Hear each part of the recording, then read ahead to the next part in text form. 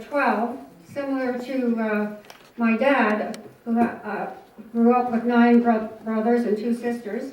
And one of those brothers is here tonight, Uncle Arnold. And Uncle Arnold and his children, Sally and Paul, went with him to celebrate the 65th anniversary of the D-Day celebration. And while he was there, he took a picture of the bridge under which Hank was born. And I believe that was part of the article in the Leader, that he was born in a ship underneath the Arnhem Bridge.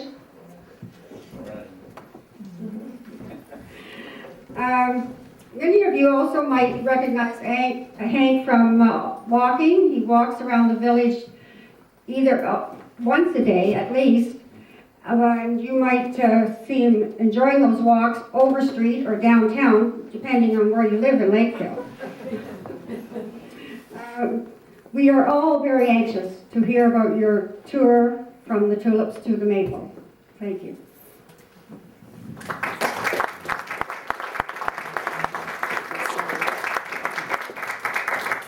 Thank you, Karen, and gives a pretty good description of Hank. Hank, would you kindly come up and sit here, and you and I'll have a little chat, and we'll just discuss a number of things. I just wanted to clarify, my good cohort Derry mentioned that Christ Church Museum, and we're fully supportive of Christ Church Museum. It's a wonderful thing. It does a similar thing to what we do, more specifically centering on, you may sit down there, Hank, I could be weak here. Christ Church centers more specifically on the history of the Stricklands and the Anglican Church and so on, but they're a cousin of ours, and we support them.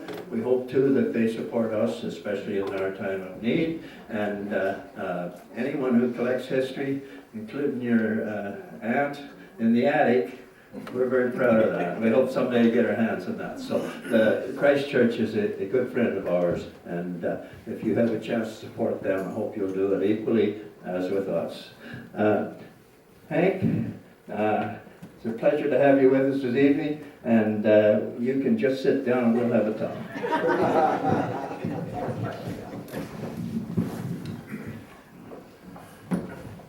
We decided that we'd do this in a question and answer format, because in that way I can kind of keep a lid on Hank here. The first thing I wanted just to tell the crowd, and I think it's pretty important, he'd been married for how many years to Sylvia? 48. 48 years to Sylvia, and if he behaves himself, so he may make 50. Maybe you just to start out by telling us how you met Sylvia. Well, we met her actually through the church, but she just told somebody here I used to sing solos. And she fell in love with me when she heard me sing. That was in George Street United Church. We had a pretty good choir there. But, coming here, I was 21 going on 22. I didn't know anybody. So the only girls I knew was in church, and that's where I really met her. Yeah, I was a Christian Reformed church in Peterborough. And, we've been married for 48 years, and like I say, it won't be another 48, but I hope another 20 at least. So, in spite of your looks, it was your voice she went for. Yeah. It sure wasn't the money. Hank, when were you born? I was born the 29th of June, 1936. And we have heard vaguely, and I'd like a little more detail. Where were you born? Well, my background is somewhat different than most people's. We were barge people. I like to call them skippers. And my dad had a ship, and 10 or 12 kids were born on this ship. And wherever the ship was, we were born. I have a brother that's born in Brussels. I have a brother born in Tolen. I got all over. I was born in Arnhem. And the ship was moored under the little one, away from the bridge, and Mother was anxious to see Princess Juliana open the bridge that day. That very This was the bridge too far. very same day that Hank was born, Yeah. up above The parade Queen went, Juliana? yeah, no, I was a princess then. And mother wanted to see this, of course, but I was born that afternoon, so You spoiled the old I spoiled the whole day for her. Because it was a very hot day, and to be born in a ship that's made of steel and the sun beating down on it, it was not easy, I imagine. Hank, there was another coincidence that day. Where was Sylvia's father that day? Well, Sylvia's father was in the army. Now, Sylvia's father was a small man, but he was a very good horseman. As a matter of fact, they wanted to keep him in the army because they used to do this jumping, what it could be called in Holland, conclusie peak. You know, when they jump over the fences. So in Arnhem, they had the guards, they called them the Yellow Riders, and they were a few men short, so they got him from another city, and they dressed him up in a nice uniform, and he was in the parade on the day that I was born. Your father-in-law was in the parade on the bridge up above Yeah, there. of course, he didn't know anything about me. Fortunately. All right. What water did this bridge cross? Well, that's the River Rhine. The River Rhine. The And river- the tributaries when it comes out into the Schelde estuary, was it? No, I'll tell you how it goes. The Rhine comes from Germany, and just when it gets into Holland, it splits into 3 rivers. The IJssel, the Rhine, and the Waal. But their source is the Rhine. Yeah, but the Schelde comes from Belgium. Okay. That's another river, that's a Schelde. And then, of course, we have another river coming in Holland that comes in at Maastricht, and that is the Meuse, or the Maas we call it. Meuse, I don't know how we pronounce it here. So there is Holland is almost a delta, like there's many rivers that come out in Holland and split up the country. And your father was a ship captain? Well, he owned the ship. My He owned the grandfather, that we have gone generations. Your grandfather back. before him? Oh, yeah, and long before that, they've all been always ships. And I've heard we call it a ship. We who don't know any better call it a boat, but you call it a barge. No, No. they call it a barge in England, but a barge in Holland is known as something that does not have living quarters on it. Okay. All right. No, my grandfather grew up on wooden sailing ships. He was one of the first ones to build a steel ship. Then in the 20s and the 30s, they started putting engines in them and on them, and that was the changeover completely from sail ships to motor ships. How large was this ship? Well, our ship was 150 ton. The reason for that was, in Belgium, all the locks are only 5 meters wide. So you could not make the ship any bigger than 5 meters wide, and they ran anywhere from 100 to 300 tons. Ours happened to be 100. And how long would it be? 21 meters, so that's about 80 feet. Okay. 5 meters wide. And your family lived on that? Oh yeah, yeah, we were 10 of us were born on that ship. So it was somewhat, you didn't really have a lot of the same neighbors all the time. No, eh? no. If somebody borrowed a cup of sugar, you might be a couple of years getting it back. But you know, the nice thing about it was it didn't matter, you might not never have seen the guy, but if he moved beside you, you know, you came over and had coffee with him, you might never see him again. Yeah, okay. Just a little bit of background. A lot of us people unknowingly call the Netherlands Holland. Yeah. And that's you pointed out to me, that's quite improper. Would you explain why? There is 11 provinces and there's only 2 that have the name Holland, that is North Holland and South Holland. So the proper name for Holland is Netherlands, yeah. Another thing I'd like to mention, the word Dutch, which is a misnomer because it means Deutsch, which means German. Deutschland. Like even the song was even now, Deutschland über alles. Right. So, you know, when people are upset when they get called certain names, well, you just let it run down your side. Well, what do you like us to call you? Oh, I'm Dutch.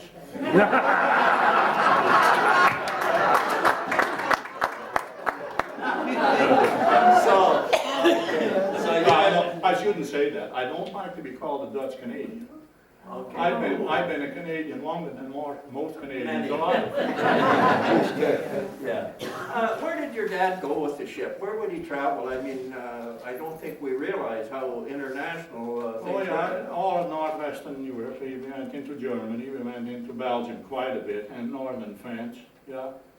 So my dad, you know, he couldn't read or write. He was illiterate. And how he did it, I don't know. He could never learn a language either. The only thing in France he knew was comme ci, comme ça. The rest was all handwork.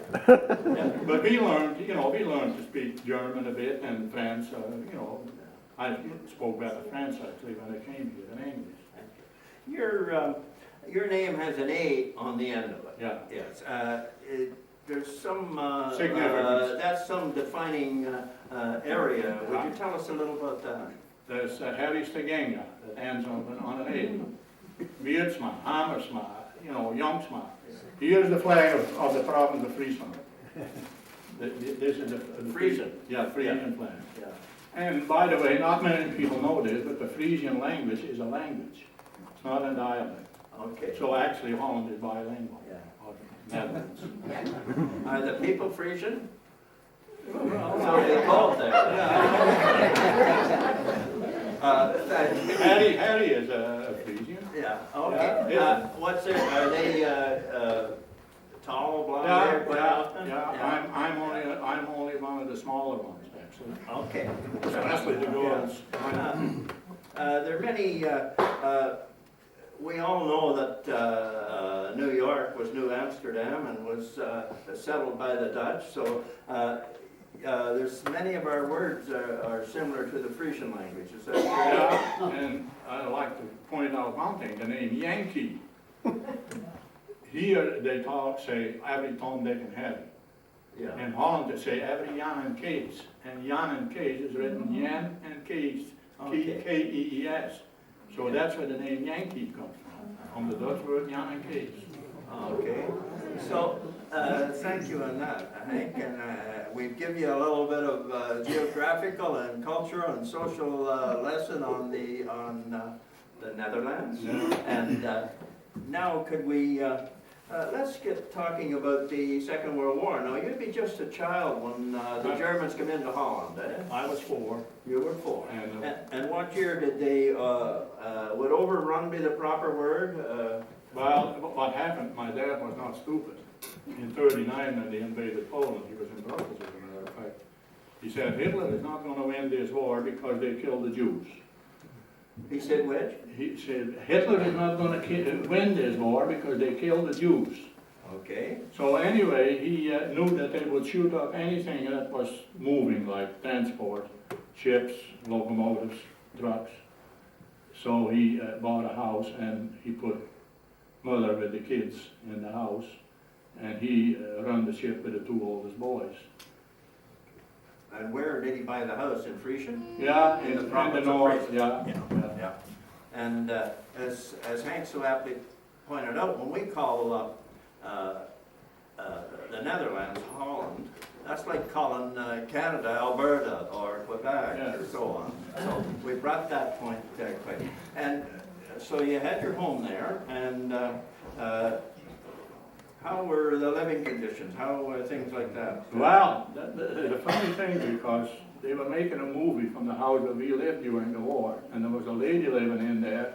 She was going to have a baby, and she said, I'm going to move because the house is too small. We lived there with 10 kids. We thought it was a palace compared to the ship.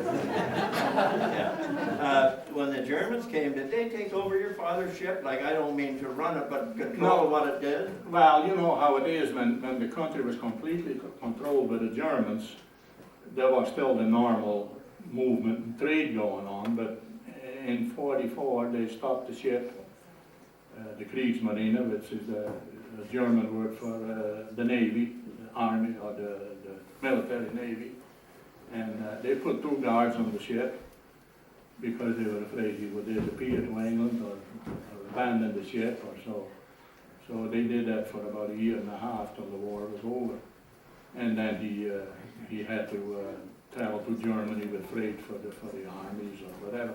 See, the Germans took everything from Holland. They took all the food, they took all the machinery out of factories, anything that they needed to use.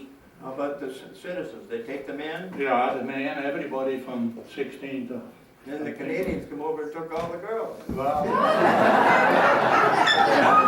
Anyhow, they took them in and they took them, Hank, to Germany to work, oh yeah, work in to industry work for them. in, yeah, to work in the war industry, yeah.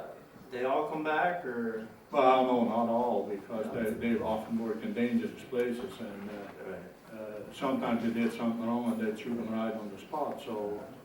Yeah. So if you had the ability and you had some bit of land and you grew crops, no guarantee you're going to have the vegetables or the proceeds. No, The Germans would take most of it, I would think, yeah, because Yeah. they had to feed their armies, so. How about animals? Have you had animals? Oh yeah, they took them too.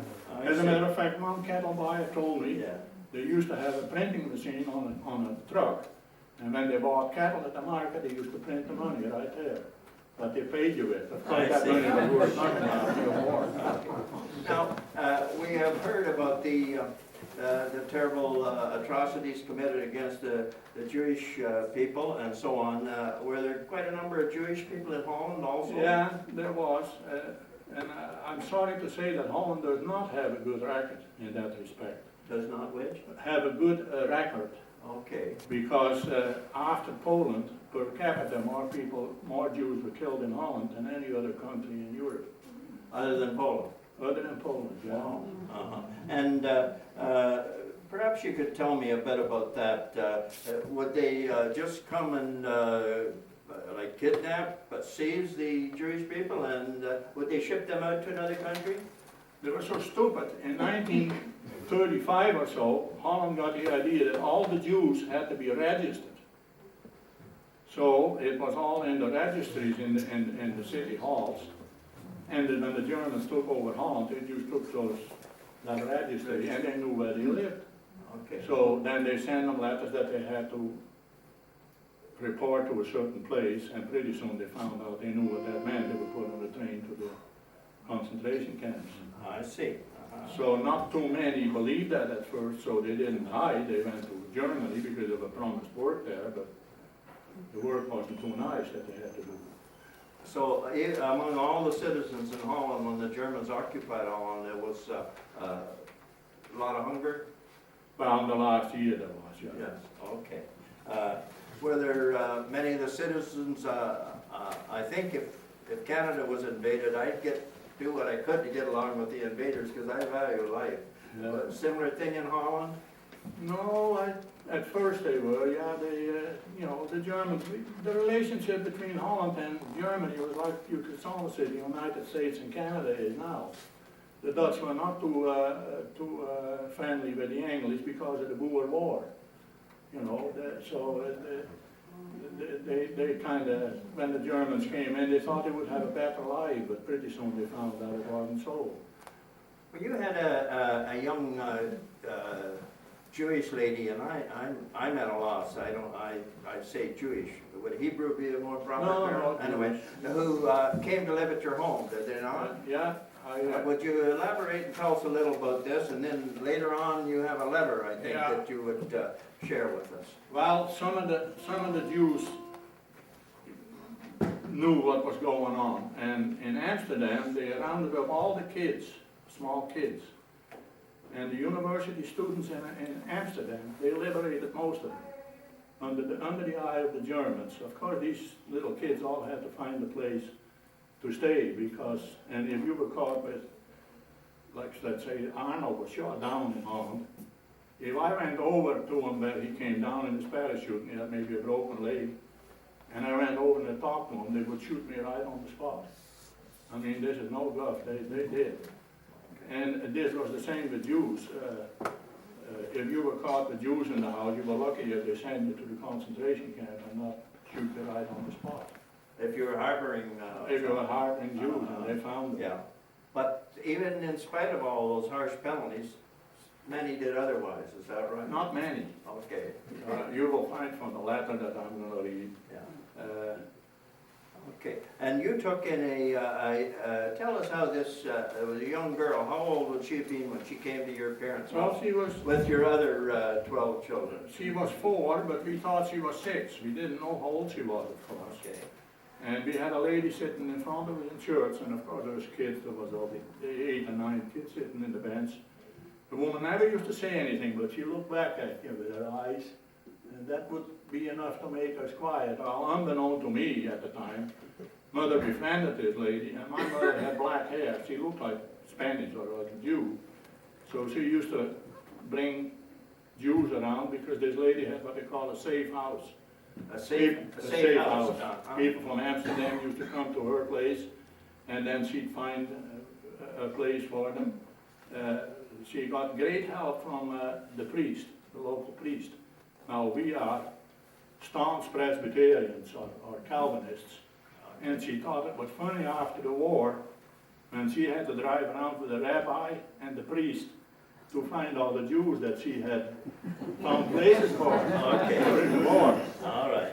So that was a real ecumenical situation. Yeah. So who was the young lady who stayed at your home? And how long did she stay there, Hank? Well, she stayed there from 43 till 45 till we got liberated. Now this little girl was in 16 places before she came to our place. I have a suspicion that she was used at what we call a plant. Somebody would have the girl and say to people, I got to hide this girl, will you take her? She'd be there for a week and say, oh, the Germans know where she is, I've got to take her away, and he'd put her in another place. But then he would tell the Germans the addresses of the people that the little girl had been. And they would arrest those people and question them.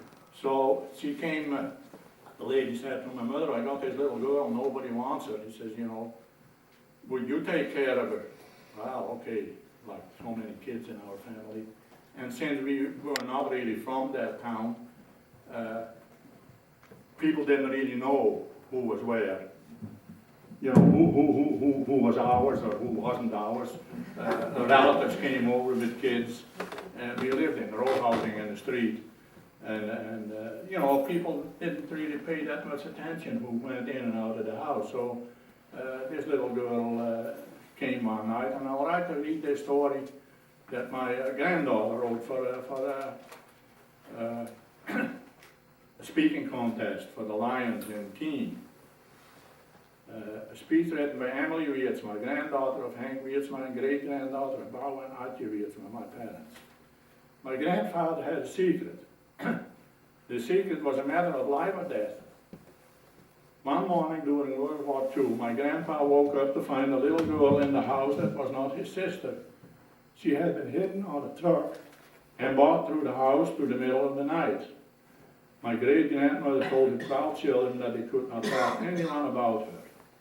Since there was 12 children, it was hard to notice one extra child, but some people could tell that she was not a member of the family. One teacher knew she was different and told my great-grandmother to bring her to school during the day. Each time the Germans, who were the enemy, came to search the house, she would be carefully lifted over the fence to the neighbor's yard. She was hidden in their house until the Germans left. Then she would be lifted back over the fence to Grandpa's house. My grandpa could never get into a fight with other children because he was afraid he would squeal on his family. Luckily, nobody betrayed them. Sometimes, when they knew that the Germans were coming to the school, a gentleman would come and take her to a hiding place. One time when she was sick, they could not take her to a doctor or hospital, so they brought her to a nursing home. When the Germans came to search the nursing home, they put her in bed with a very old lady and put a card on the door that said contagious. The Germans were afraid of the word contagious, and that was very well known. One time she got sores all over her body. Grandpa's family took her across the street to the neighbor who cleaned her sores with alcohol. My grandpa remembers she always cried when they cleaned the sores.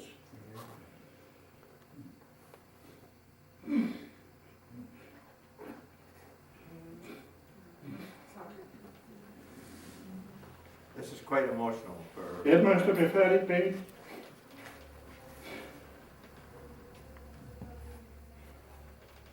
My grandpa would sit at the window and listen for people coming down the street. The neighbor's wife would listen to the English radio station, And whenever someone was coming, she would turn it off and the girl would hide. The girl had come to my grandpa's house because the lady who sat in front of the church was in the underground. The underground was a secret organization who helped persecuted people and made things hard for the Germans. This particular lady went around with the local priest and found hiding places for persecuted people with the farmers. Luckily, the Germans never found out what the lady was doing. If they had, she would have been tortured or executed along with her children. If caught, my grandparents' family would have been sent to the concentration camps. One morning, the Canadians arrived. The Dutch people were so happy because the danger was lifted from their shoulders. A month later, the girl was reunited with her father and mother in the town where my grandpa lived. Out of her extended family of 107, only 5 people remained. Esther was Jewish. The lady who brought Esther to my grandpa's house and my grandparents were honored after their death with the Medal of the Righteous. They received this medal from the Holocaust and Marcus remembered his authority because they risked their life during the war to save this 4-year-old Jewish girl. My grandparents' names are now engraved on the honor wall in the Garden of the Righteous in Yad Vashem, Jerusalem. Someday I hope to go to Jerusalem and see this wall. This wall has an inscription which states, "He who saves one life saves the entire world." I'm glad my grandpa kept that secret. I have a thank you letter from the girl that we had. This letter was written by Esther Tsai on the occasion of the presentation of the Medal of Yad Vashem to the members of the Wierdsma family, posthumously to Bala and Atje Wierdsma in Israel. Dear family and those present, how does one express after 55 years thanks for everything that you did for me? Or should I said this before now, but when and how to express this in a simple thank you is impossible. I did not think so. Dear family, we are here together in the only place in the world where the thank you does not have to be said. One cannot say in words when I think of the heroism of the many people practiced for the Jewish people and especially for the children. Father and Mother Wierdsma of the city of Snake were one of those families who, without hesitation, rescued a Jewish girl from the hands of those who wanted to exterminate the Jews. This little girl was me, 4 years old, when I, after 16 different hiding places, arrived at the Wierdsma, full of fear, frustration, and distrust. Whom could I trust? And what would happen at this place? Would I be betrayed again? 5 guilders, about $2, was a lot of money back then, and that was the reward for betraying the Jews. The Wierdsmas did not find it difficult. I was accepted with much love in this family of 12 children, where the 12 often had little or nothing to eat, and one more or less made no difference. Every life in the whole family was in jeopardy, but this was not thought about. When I think of it after 55 years of the risk these people took to save me, I have shivers running down my spine. The Wierdsma family did what so many should have done, but was not done by most. The extent of doing nothing is only now realized by many today, much too late. But not too late for the Wierdsmas to realize what was done. The Yad Vashem Declaration is the highest honor in peacetime, given to civilians for showing courage to save a Jewish child from the hands of the German occupation. Dear family, from Betty, Esther, her husband Ezra, children and grandchildren, thank you. Snake Yad Vashem, Israel. I have an appendix here. This is a letter by Esther's cousin, Joe Pobus, who was one of the only 2 surviving members of her family. Dear Wierdsma family, dear Esther, Ezra, and family, why did so many do little and a few so much? For us, an old text which continually is actually and will be.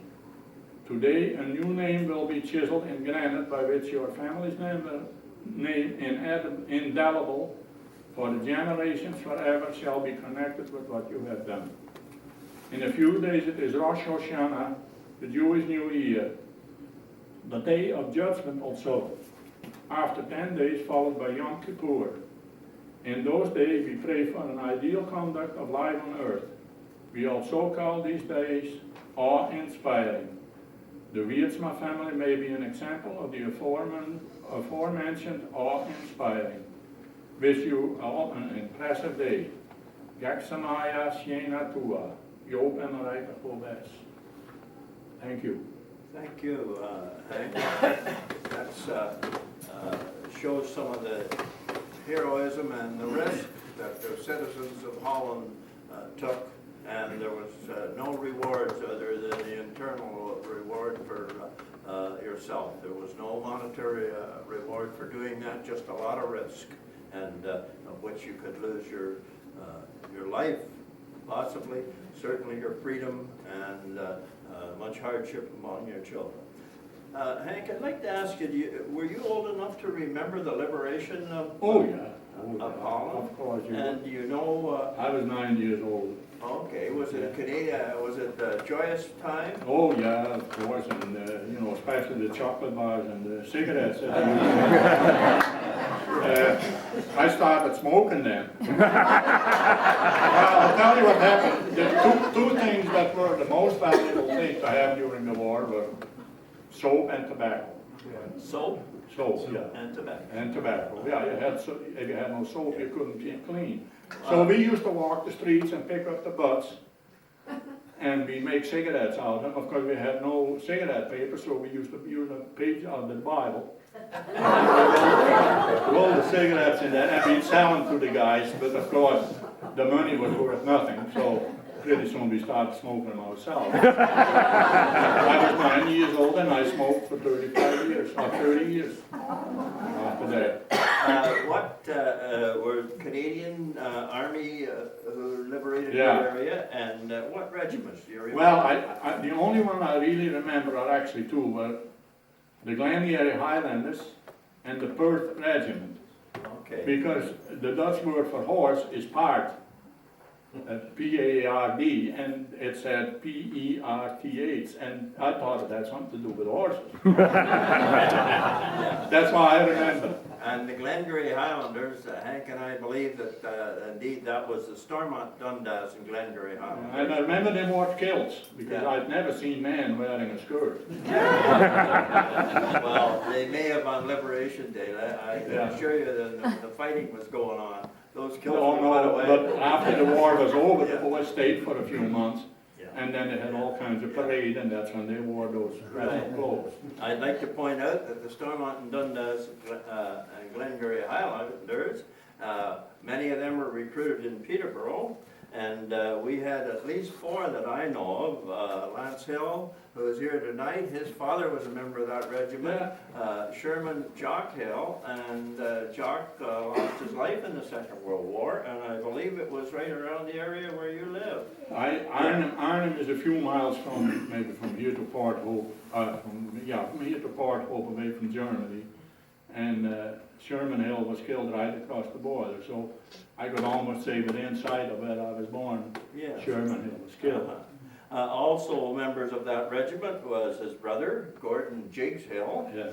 and also Bill McFadden from Lakefield was a member of that regiment, and Jack Mose was a member. And Jack Mose, back there, something that I'm very proud of to have given to the Lakefield Historical Society is the 5-franc note that was given to the SD&G Highlanders when they were on the boat going in to land on D-Day. And this was given to Jack Mose and them. If need be, they could use it to spend. And Jack was kind enough, and I guess he thought enough of me at sometimes he didn't, to give me that note. And it'll be treasured forever and part of our demonstration, and sitting over in our display there this evening. If you haven't seen the display, please take time to go over and have a look at it. Beautiful display. Okay, so you were liberated, and after the war, how were things there? Well, you must remember the Germans had taken everything. There was nothing, there was no telephone, there was no postal service, there was, and this is another hard story for me to tell. The little girl, of course, we didn't know if she had any relatives or what, so father said, well, said to mother, we better put some money aside so the girl can have a good education. But they told all the relatives, and they were all barge people or skippers, so they traveled all through the country. And my oldest cousin had been there, so my mother told her the name of the girl. You know, the guy thought that was one of her kids. No, she said, it's not mine. So he told her the story. Well, the man, a few weeks later in June, we were liberated April the 15th. So in June, he was sitting having a surrogate cup of coffee. You know, there was no real coffee. Reading the paper, and he seen this little advertisement. As a matter of fact, I got it with me. And it said, of course, in Dutch, but I translated it. We are looking for our little girl, Esther Hobes, a little advertisement. She had a birthmark on her back. Of course, nobody had money. Nobody had bicycles. So the man read it. There was an address, a street address. It was in Amsterdam. So he walked for about an hour to the house where they were supposed to live and knocked on the door and rang the bell. Nobody home. So he had an old freight letter in his pocket, and with a pencil he wrote on there, I might have information about your little girl. My ship is in the Rietland, which was way outside Amsterdam. So he went home, to the ship, and went to bed. Well, in the middle of the night, what you do on a ship, you get a stone and you throw it on the deck. And that sounds, you see, and then the guy knows right away, oh, there's somebody that wants to talk to me. So he stuck his head out of the little doors that they have to come out of, and underwear. Yeah, hello. And that was a lady with a man. She said, well, you know, we hear you have information maybe about our little girl.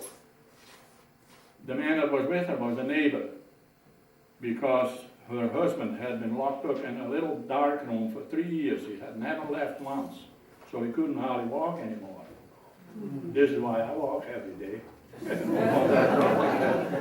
So anyway, why I come aboard, you know, the oil lamp was lit, they had no electricity on ships. And the lady had a few pictures of her husband. And, oh yeah, my cousin said, I can tell that is his daughter. She said, she looks exactly like her dad. Well, how to get to where we were living? Like I said, there was not much transportation. Well, he said, I have a freight to bring to a town, and I go through the town where the little girl lives. So they went with the ship, and it took about 2 days to come from Amsterdam where we are. And in the afternoon, the girl had been at the doctor with an older sister. My older sister was 21 at the time. And she said to the girl, well, he said, you know, you go to school, I'll go to the druggist and get your medicine, and you go to school. Well, when she went to school, she had to go across this bridge by a canal. And the bridge happened to be just open, and it was just like a railroad track. You had a barrier where you stood and waited till the bridge got closed again. And she looks down and she sees my cousin, but we call him Uncle. He was quite a bit older than us. Oh, Uncle Helen. So he looks up, sees a little girl. He told the parents. The man, he had the surf. You know, his legs were gone. He fell and the girl started to cry. You know what she said? I want to go to mother. I want to go see my mother. That was my mother, because my mother looked after her. Well, and you talk about monetary. I remember the man sitting in the room. He stayed for a few days, and he asked my dad how much money he owed. My dad said, yeah, you can't pay for that. There was two reasons. In the first place, the Jews had no money. The Germans had taken everything. They had emptied their houses, the bank account, if they had one. So, no, and this lady too, that I like to mention that, she emigrated to Australia with her 3 boys, and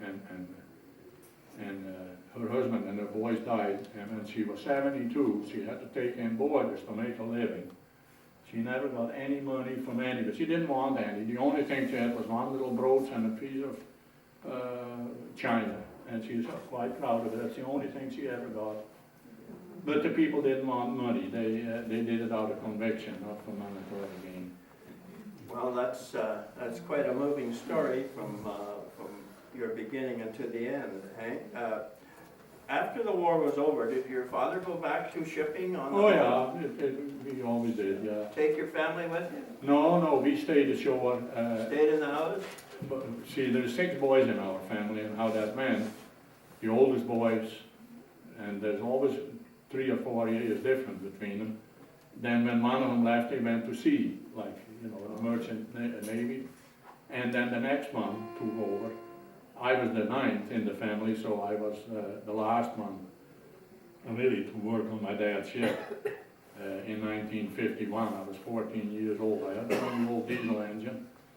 It was a Dealerval engine, by the way. It was made in Sweden, but the same company as the Dealerval company. And I stayed there for 2.5 years, and then my dad got a job with the government. So that's when I had to go in the army. That is mandatory in Holland. It's not draft, but it's a little different. Everybody has to go. So you went in the army? Yeah, At what age? I was 19. And did you have any choice as to could you go in then or postpone it or? No. If you were a student, they would let you. So and then when I came out of the army, there was an austerity program going on, 58, and my job was gone. Of course, I had been in for 2 years, so I came to Canada.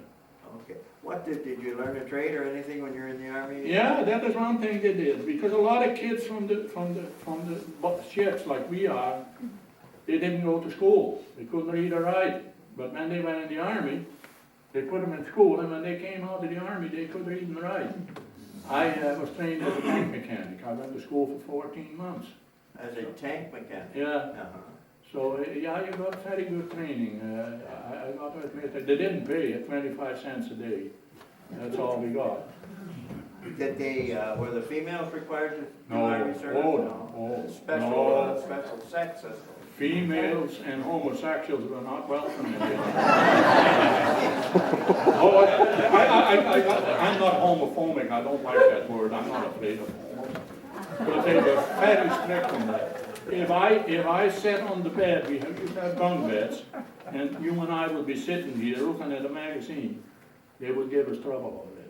You would absolutely not show any of that. So you got out of the army and then you became interested in Canada. Well, my brothers were here already, so. Which brothers were here? Seep and Andy were here already. Oh, okay. So, And were they in Lakefield then? Yeah. The reason we came to Lakefield because of the canal.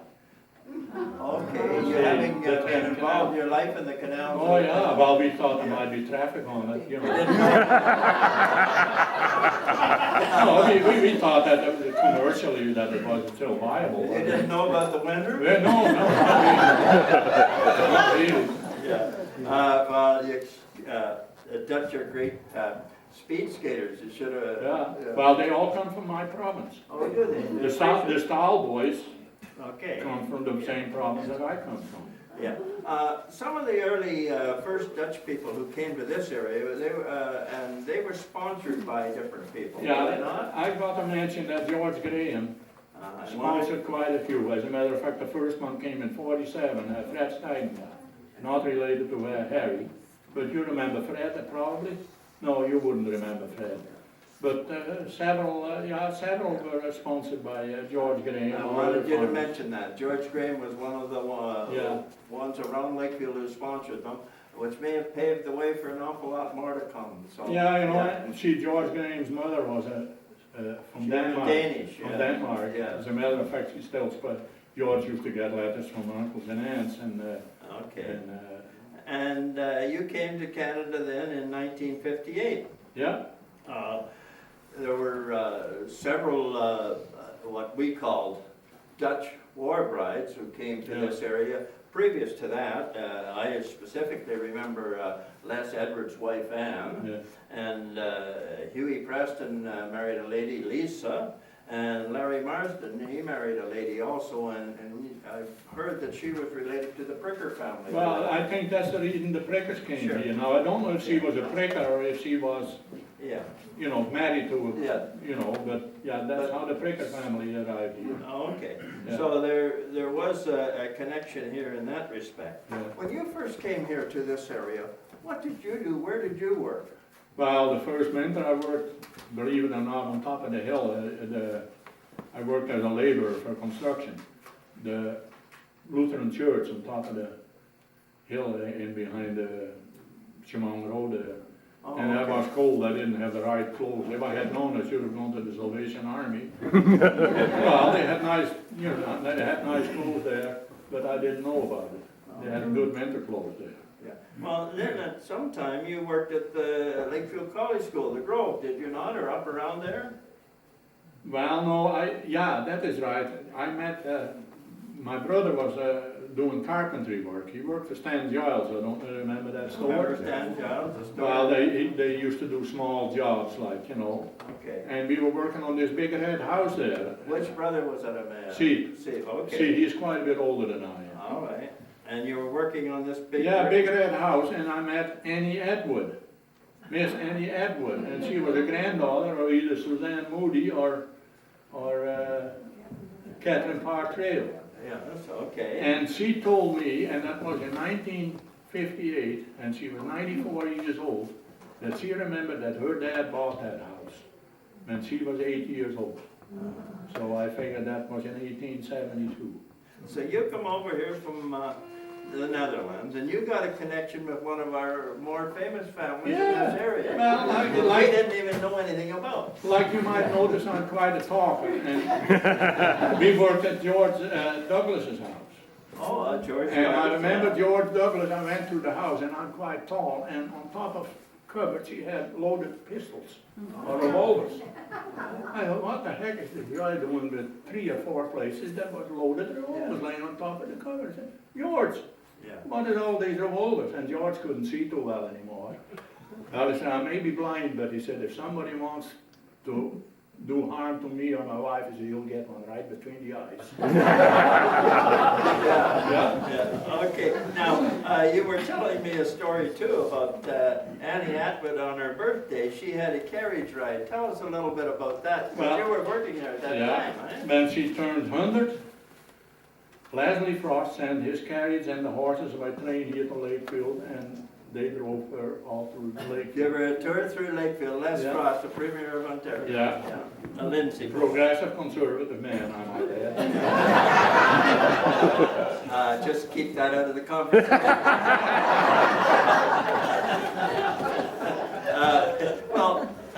Is there, we've described how Sylvia met you. Is there anything you'd like to sing for us tonight? Yeah, he wants to know, of course, how I met her, but I used to sing a bit, and Sure. she says she fell in love with me, but That pretty well completes my question there of you, Hank. I'm wondering if you have anything else that you feel we should know? no, I could go on for hours.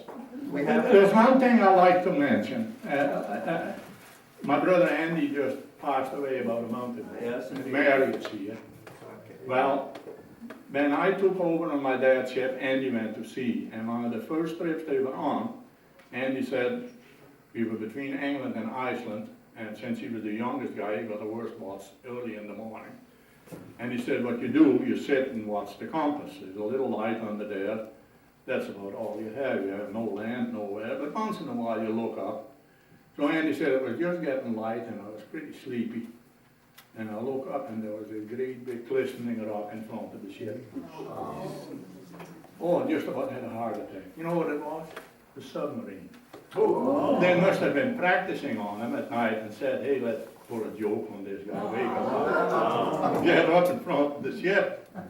So on the same trip, they had to go to Iceland, and they had to load ore in the ship. So what they do, before they get in the harbor, they try to make the ship as light as possible, so they empty the bilges of ballast, like they always have ballast in an empty ship. Okay. So the harbor was full of ships. Reykjavik, which is the harbor of Iceland, does not have a big harbor. So they couldn't get in the harbor, so they had to anchor outside with all the rocks there. So they dropped the anchor and everything was fine till the storm came up. Well, the prop of the ship was halfway out of the water, the wind was towards shore, start the motor up, but the prop came out of the water. And he said there must have been 1,000 people standing ashore waiting for us to strand on the rocks. But he said it took them 8 hours to get away because the anchor wouldn't hold, it was all rocks there. So that is one experience that Andy had, and I thought I'd tell this because Mary is here. Right. Yeah. One thing I wanted to mention, you came here, but your family was split. There were a good number who stayed in. Yeah, 8 of them stayed in. 8 stayed there, and I'm sure that you kept in touch with them until they. Oh yeah, no, they come over here. They have more money than we have. The standard of living in Holland today is higher than it is in Canada. Standard of living became very good there. Yeah, but I have no connection with Holland. I'm not interested in it. Okay. One last moment or two. Is there anyone who has any questions for Hank that we haven't covered? Yeah, the lady there. I just wanted to know, did you not go to school at all? When you went into the army, could you not read or write? That is another big story.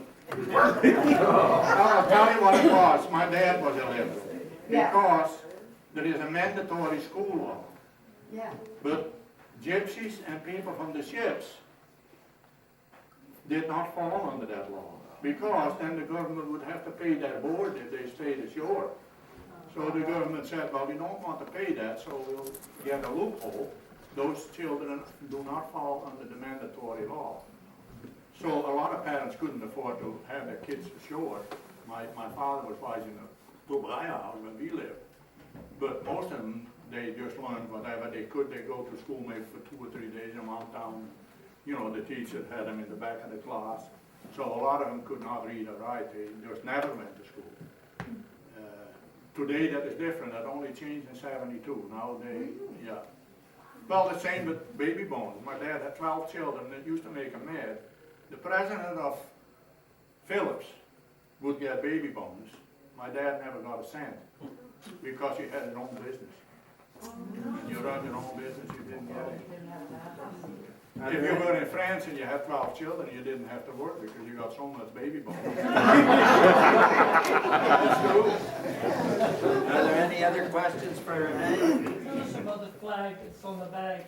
That's the Frisian flag. These are supposed to be the canals, you know, everything is water there. And those are lily, what do you call them now? Yeah, lily pads. Lily pads. Oh, So there's land, water, land, water, land, water, that's how. and that's the actual flag? Well, yeah. The provincial flag? Yeah, that's the provincial flag. As a matter of fact, they say the American flag is somewhat influenced by that. Yeah. But you went to school though.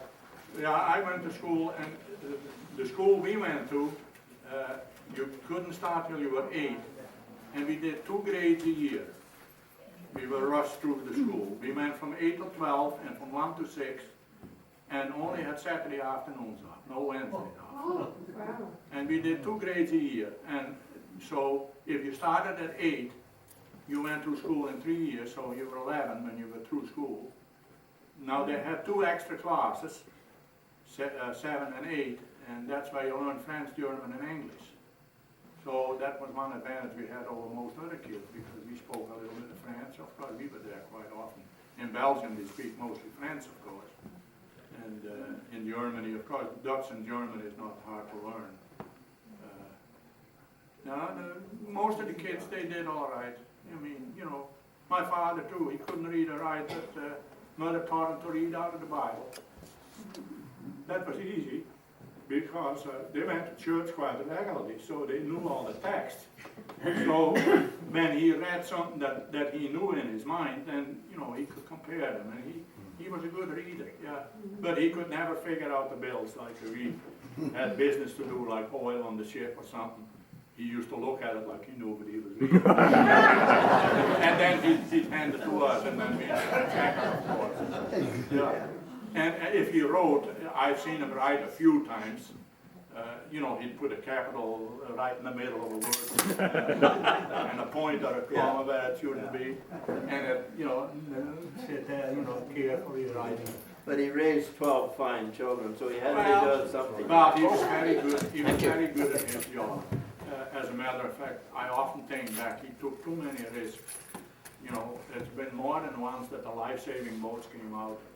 Well, I imagine that they probably shot his ship up a few times during the Second World War. Well, my grandfather got killed that way.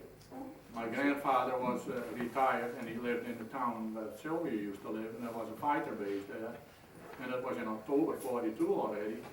And English planes, what they did, they used to shoot up that airport, but if they couldn't find anything to shoot up, they were supposed to shoot up locomotives, ships, trucks, whatever moved, because they knew, you know, It was carrying German pride. Well, yeah. Yeah. So my grandfather happened to talk to his brother-in-law standing on the shore, and plane came down, and hit him in the chest. And his sister-in-law was in the ship, she got killed too. And another guy a few blocks away, and they were all related to each other. Three of them got killed that day, and they were all relatives. I see. Yeah. He was 72, and he was a fairly healthy man. I walk every day, I'm 74 now. But my grandfather, he used to do 50 pull-ups on his arms. He was 72 years old, very healthy man, and he used to go to a little park because it wasn't popular in those days, and he used to do all kinds of knee bends, and walk on his hands, and he was a real athletic man, yeah. Hank, do you have any family here this evening, any of your children or anyone you'd No, like to introduce? my son was supposed to come, but I don't see him, no. You know, you wouldn't be able to see him, he's just a tall guy. Well, that pretty well closes it for this evening. Well, on our discussion. Well, I can't say I look forward to it because it's the first time I've ever done a public speech, but I feel in honor of my parents. Yeah. Well, let me say that.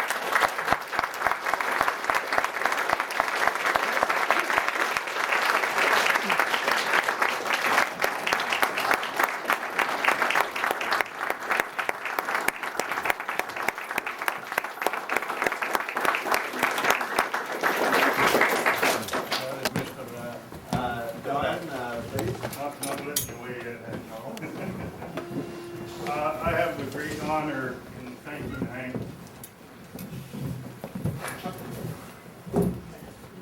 I'm a lot like you. Very emotional. Just a great evening. Your son missed it a lot. He should have been here. Thank you very much on behalf of the Lakefield Historic Society and all these people sitting here that don't have to be members. Thank you very much. Yeah, and I especially think of Lance. I don't know here. But you know, I have always felt so much for those two boys. They never knew their father. No, they did well. Yeah. They did. Well, thank you, Lance. Let me mention that you may think of some questions and some things that you'd like to delve into with Hank. You see him walking on the street, he's a wonderful conversationalist. You stop him, you ask him whatever you like, and I'm sure you'll get a lot of answers that you hadn't anticipated.